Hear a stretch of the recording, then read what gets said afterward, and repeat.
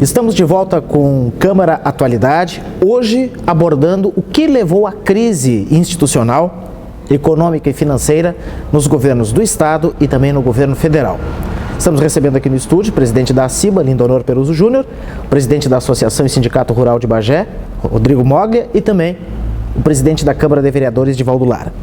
Pergunta deste bloco aos nossos convidados é a seguinte: se ele, até em tom de brincadeira, para a gente tentar descontrair um tema que é bastante sério, se vocês tivessem o poder da caneta e pudessem amenizar esta crise, gerando alguma forma de desenvolvimento, de alavancar o desenvolvimento, hoje, como é que vocês enfrentariam? Qual seria a medida que vocês tomariam? Lindonor Peruso Júnior. Eu acho que, na nossa opinião, a medida a ser tomada é diminuir o tamanho do governo, como a gente falou. Seja vendendo ativos, vendendo empresas que o governo possui, que muitas vezes não são eficientes. Analisar. A empresa dá lucro? Quanto dá de lucro? Por que eu tenho que manter isso? Será que não teria alguma outra empresa privada que pudesse fazer esse trabalho com mais eficiência? Nós temos que ser eficientes. No momento, o governo tem que pegar e olhar o que me dá lucro, o que me dá prejuízo. E a questão da educação e da saúde, a gente sabe que o governo tem que manter infraestrutura, etc. Ou seja, tem que ter lucro no resto para poder pagar isso. E o que dá prejuízo nas demais autarquias que possui, vai ter que se desfazer. Esse é o pensamento que a gente tem hoje. Não tem como jogar esse custo para a população, porque sempre que o custo é jogado para o empresariado, o que acontece? Esse custo volta para a população. O empresariado ele acaba repassando aquilo, né? Então isso é uma verdade que a gente, quando briga por uma redução de impostos, a gente não briga só em causa própria, briga também pela população. Porque quando tu aumenta um imposto, eu lembro de um fato, presidente, que a gente conversou sobre com a governadora Ieda Crucis, no governo dela, e pedimos a desoneração do pão francês, pela importância do pão francês. E a gente conseguiu tirar todos os impostos. Hoje o pão francês é isento. E isso causou o quê? Uma redução no preço do pão francês naquele momento para a população. É óbvio, ou seja, a margem que todo mundo tem é praticamente igual. Hoje não existe milagre, não tem mais o que se faz assim que tu ganha muito dinheiro com aquilo. Então, quanto mais a gente desonerar, quanto mais for eficiente, quanto menos a gente tiver de burocracia nos nossos tributos, que também é uma outra dificuldade. Nós temos uma dificuldade de interpretação de impostos. Entendo que a gente tem a dificuldade hoje, o empresariado paga o seu imposto e ele não sabe se ele está pagando certo ou não muitas vezes, e fica à mercê de multas e muito mais, porque não há uma lei clara, não há uma regra clara. Então, o que a gente entende é que, em primeiro lugar, tem que haver, sim, uma reforma tributária, que a gente está falando aí há um bom tempo. Você fala em reforma tributária, mas ninguém tem coragem de fazer. Essa é a verdade, falta coragem de pegar e realmente reorganizar a tributação de uma forma mais simplificada. Temos diversos países aí que trabalham com IVA. O IVA, Imposto sobre Valor Agregado, é um imposto fácil, de fácil interpretação, que tu não precisa ter toda uma estrutura para calcular o imposto, ele é fácil. Tu pega o valor ali do teu faturamento e paga. Então, o que a gente entende, nós como entidade, o governo vai ter que vender sim empresas nas quais possui que não são eficientes, que não são rentáveis e também que não são o core do governo. Vamos entender, o que é o core do governo? Por que o governo tem que ter um zoológico, como falou o Rodrigo? Não tem nada a ver com o governo. O governo tem que trabalhar o seu core. Por que o governo tem que estar trabalhando empresas de energia, bancos e etc? Eu sei que a gente fala isso, mas se privatizasse isso, não seria mais, não tiraria um pouco da sua responsabilidade do governo de ter que estar gerenciando tudo isso? E se o governo conseguisse centrar no que realmente ele precisa, que é na infraestrutura, na educação, na saúde, será que a gente não teria uma educação, uma saúde e uma infraestrutura mais eficientes? Mais rápida o atendimento à população? Então, acho que isso é que a gente tentaria fazer de uma forma... É até difícil de falar quando a gente não está no governo, né? É muito fácil criticar, a gente não está querendo criticar, não, é um momento de debate, então nossa opinião é que realmente teria que haver uma desoneração de uma folha do governo que também deve ser pesada, pelo que a gente ouve, então isso tudo está atrapalhando com que a gente consiga pagar as contas, reinvestir na saúde, porque pagar as contas é só pagar as despesas, gente. Nós não estamos falando em reinvestir, porque tu está sempre comprando equipamentos novos, tem que fazer reformas e tudo mais, e isso o governo não está conseguindo fazer. Então é muito preocupante a situação atual e a gente acha que é por aí o caminho. Rodrigo Moglia, presidente da Associação e Sindicato Rural de Bagé. E na sua avaliação, se tivesse o poder da caneta para tomar uma medida que pudesse combater de imediato, ou pelo menos amenizar a crise, o que o senhor faria? Repito o que eu falei no primeiro bloco. Nós temos que diminuir o tamanho do Estado. E aí, Júnior... O senhor começaria por onde, presidente? Exatamente. Só por curiosidade. Por onde eu conseguisse alguém que quisesse comprar. Porque hoje o ambiente de negócio no Brasil está tão ruim que nós perdemos, inclusive, o interesse de quem queira investir. Certo? Mas se tivesse quem comprasse o Banrisul, venderia. Não é independente se dá lucro ou não, Júnior, no meu entender. Porque tem que pegar esse dinheiro e apagar esses incêndios, vamos dizer assim. Se fosse uma empresa e a empresa estivesse quebrando, o que o empresário faz? Ele vai lá, vende um pedaço, ou ele vai vender, pode ser um carro, pode ser um pedaço de campo, pode ser uma filial de uma loja, e ele vai lá e ele mata o que está matando ele. E o que está matando hoje o governo do Estado? A dívida. Hoje o governo vive para pagar a dívida. Essa é uma parte. A outra parte é enfrentar os privilégios. Nós temos categorias que são privilegiadas e que todos nós gaúchos trabalhamos para sustentá-las e que são, sim, os aposentados do governo do Estado. 50% da folha do Estado é para esses gaúchos e que, se não me engano, somam 700, 800 mil gaúchos. Essas pessoas recebem 50% da folha do Estado. Os outros 50% são para quem está trabalhando. Só que dentro de pouco tempo, os que estão trabalhando vão sair daqui e vão vir para cá, vão ser aposentados, certo? E aí nós vamos precisar de mais gente pagando impostos para manter essas pessoas. Essa é a conta da Previdência no mundo inteiro, que já fez o seu reajuste, porque as pessoas estão vivendo mais. Antigamente tu tinha 3-1. Hoje tu precisa de 4 ou 5-1, trabalhando para sustentar, porque aquele cara não vive mais até os 70 anos, vive até os 90. E ali ele usa os serviços de saúde, os serviços médicos. Então, nós precisamos de mais gente trabalhando para sustentar aquele que não está trabalhando. A reforma da Previdência é um ponto muito importante, do IP é um ponto muito importante, porque não tem... focar nas prioridades, e uma das prioridades é essa. É a dívida do Estado e o outro é a questão dos servidores, dos aposentados.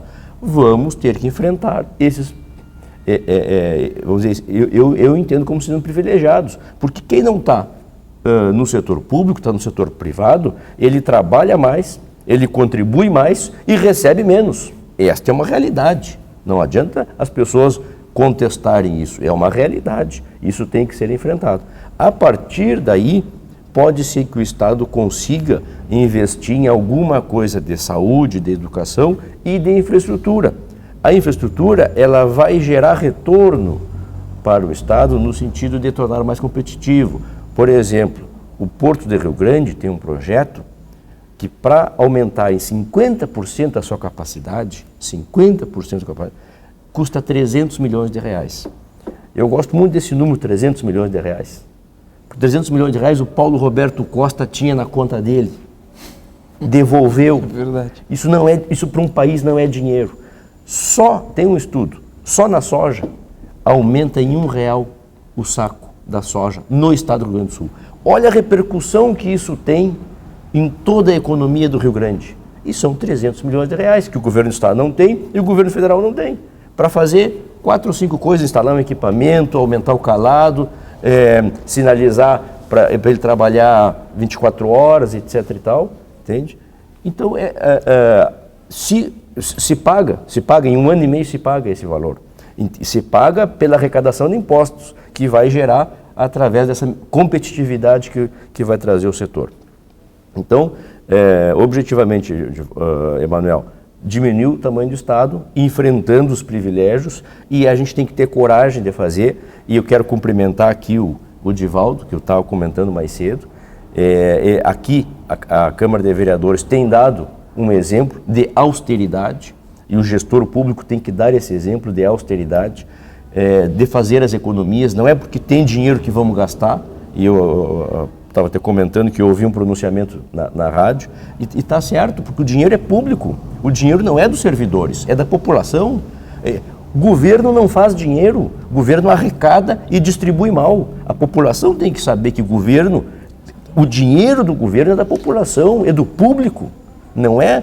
E aí o gestor tem que ter mais cuidado ainda, mais do que se fosse dele, tem que ter responsabilidade, austeridade, passar estas mensagens à população através dos seus exemplos, dos exemplos de conduta. E aí eu quero cumprimentar o Divaldo, que tem feito isso aí, e realmente é o que a gente precisa nos gestores modernos de hoje, tem que passar essa mensagem à população. E, claro, vamos ter que passar por esse enfrentamento de privilégios, é um desgaste político, mas não tem. O nosso Estado vai parar. Hoje nós temos aí meia dúzia de categorias em greve e vão seguir em greve, porque o governo não tem dinheiro para pagar. Temos a questão do governo federal, o pacto federativo, que realmente o governo federal arrecada e distribui muito pouco e cada vez repassa mais responsabilidades aos municípios, certo? Ele repassa, ele terceiriza as suas responsabilidades aos municípios. Bom, mas só que nós tivemos um governo que está há 12 anos e vai fazer 16 anos, tinha maioria no Congresso e não fizeram.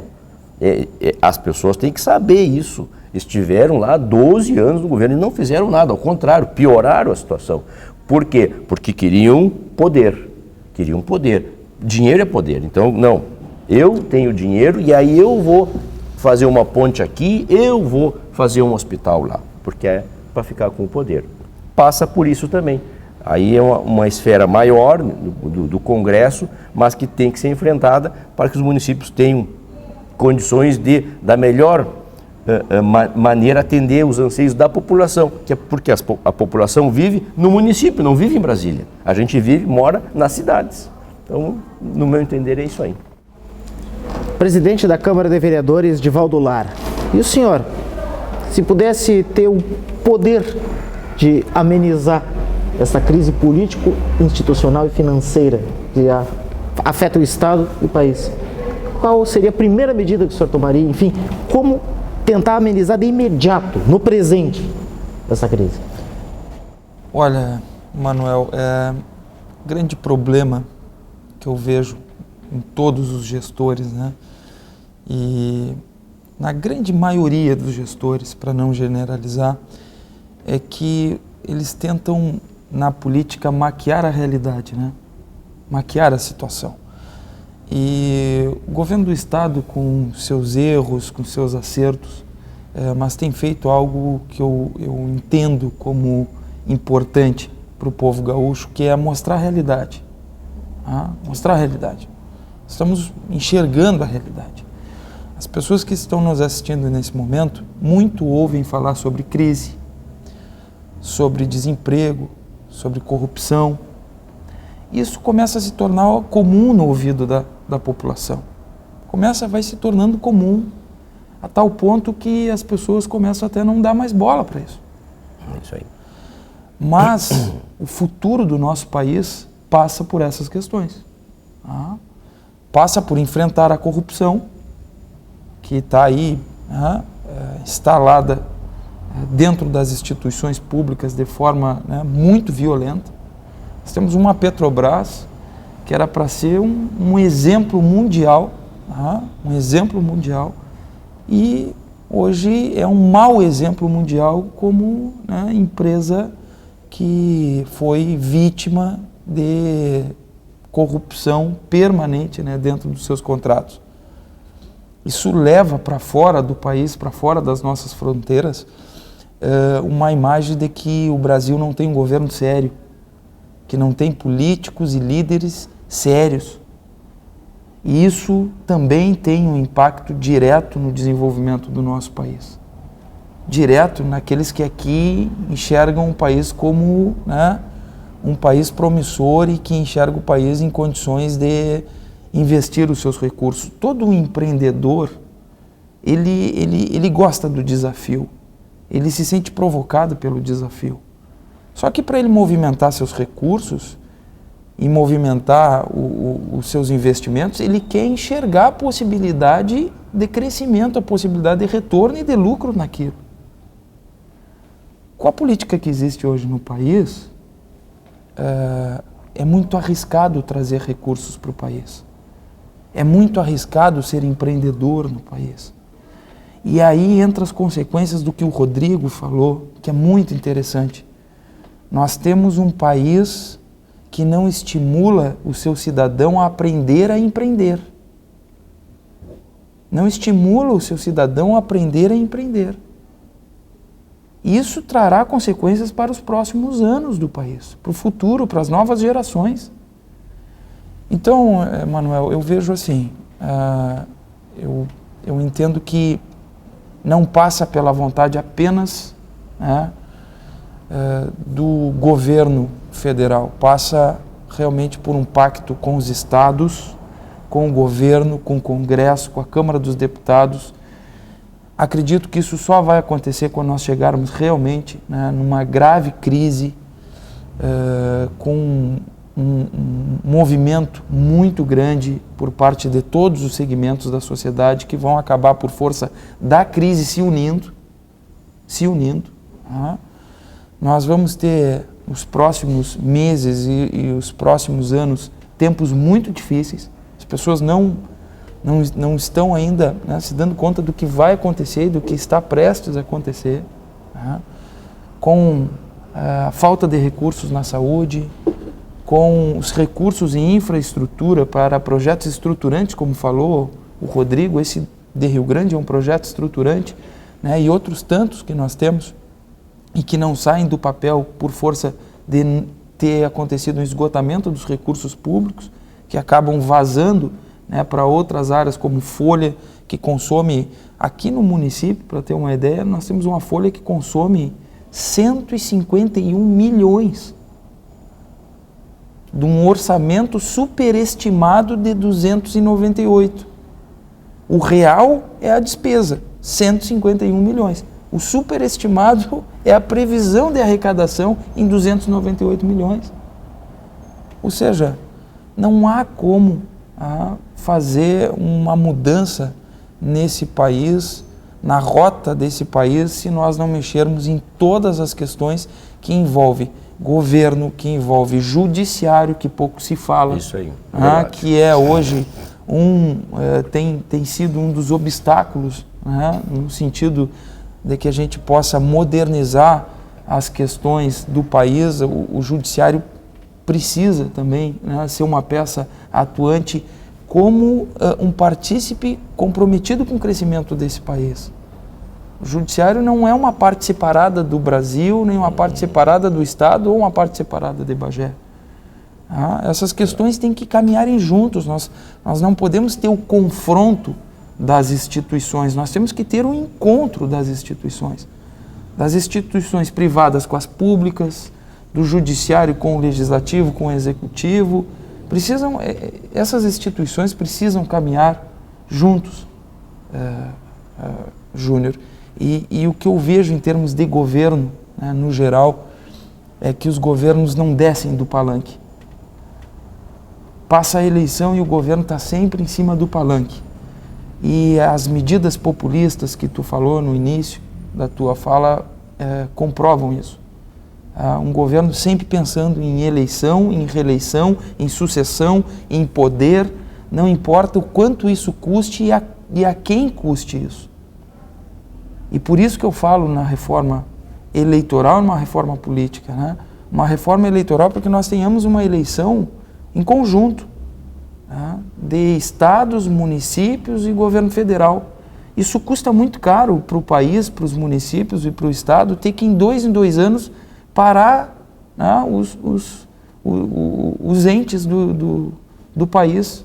Né? A cada 2 anos para o estado que entra em eleição, e para o governo federal. Daí a 2 anos, para os municípios que entram em processo eleitoral. Nós temos que fazer a união desse processo eleitoral, termos um processo eleitoral unificado, uma vez a cada 4 anos, uma vez a cada 5 anos, enfim, né, em conjunto, porque isso traz sim um prejuízo, né, tanto por descontinuidade, né, e tem muito aquela que a gente ouve muito nos programas eleitorais, né, do alinhamento. Na verdade, hoje o alinhamento não é mais um alinhamento ideológico, não é mais um alinhamento político e partidário. Hoje é um alinhamento de projetos. Os municípios que não desenvolvem efetivamente com eficiência projetos não conseguem captar do orçamento da União, nem do orçamento do Estado, nem do cofre do Tesouro do Estado ou da União, recursos para desenvolver seus projetos, suas ações do município. Então, nós sabemos disso. Né? Hoje é tudo interligado por sistemas. Então, são questões que eu entendo como importantes para que a gente possa atacar elas, fazer com que os governos desçam do palanque e governem os municípios, né? Governem para todos, independente de quem, né, é do partido A ou do partido B, que promova a união e o encontro das instituições. Isso aqui que nós estamos fazendo hoje é um exemplo disso. Estamos fazendo um encontro. Encontro de quem conhece economia, de quem conhece a realidade do município, da região, do país, do estado.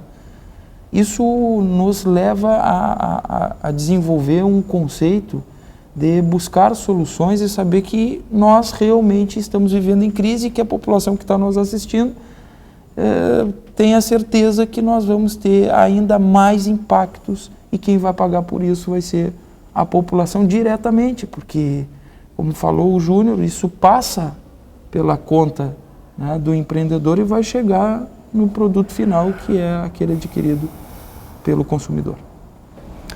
Nós vamos agora a mais um intervalo aqui dentro do Câmara Atualidade e em seguida estaremos de volta com o último bloco do programa. Já já voltamos.